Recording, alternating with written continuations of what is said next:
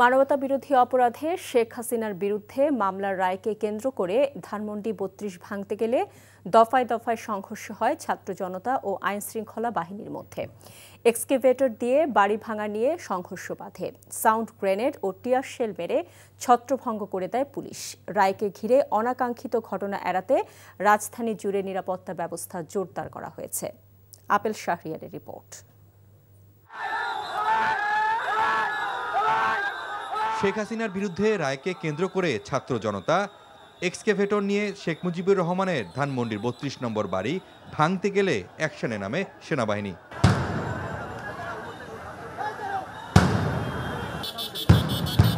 পুলিশও লাঠিপেটা ও sound grenade মেরে ছত্রভঙ্গ করে দেয় বিক্ষুব্ধদের।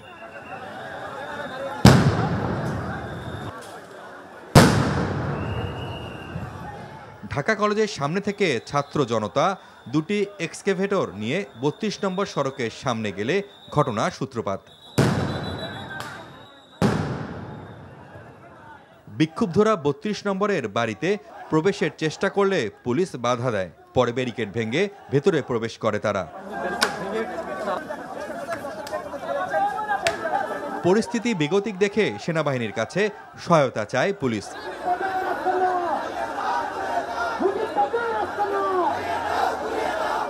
দফায় দফায় চলে দুপক্ষের ধাওয়া পাল্টা ধাওয়া। পরিস্থিতি নিয়ন্ত্রণে টিয়ার শেলও ছোড়া হয়।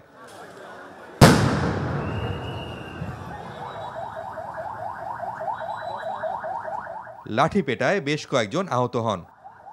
পুলিশ সেই ফেসিবাদী আমলের পুলিশের মতো আমাদেরকে বাধা দেওয়ার চেষ্টা করছে। তেমন একদম ভাঙায়, নতুন করে ভাঙার কিছু নাই। জনগণের ক্ষোভ, এই যে দেখেন আপনার গুপ্ত হামলা হচ্ছে, আগুন সন্ত্রাস হচ্ছে, এগুলো জবাব কিভাবে দিবেন?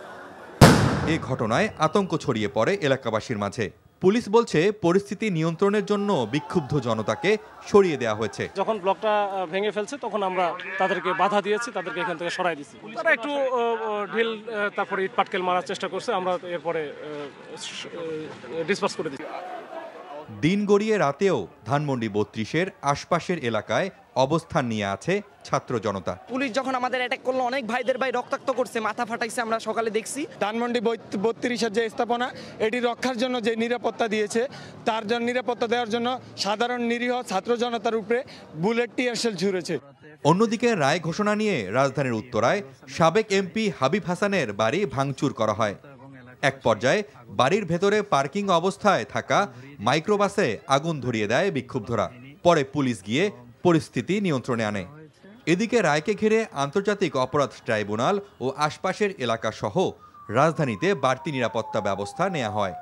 গুরুত্বপূর্ণ সড়ক ও অলিগলিতেও টহল জোরদার করে পুলিশ।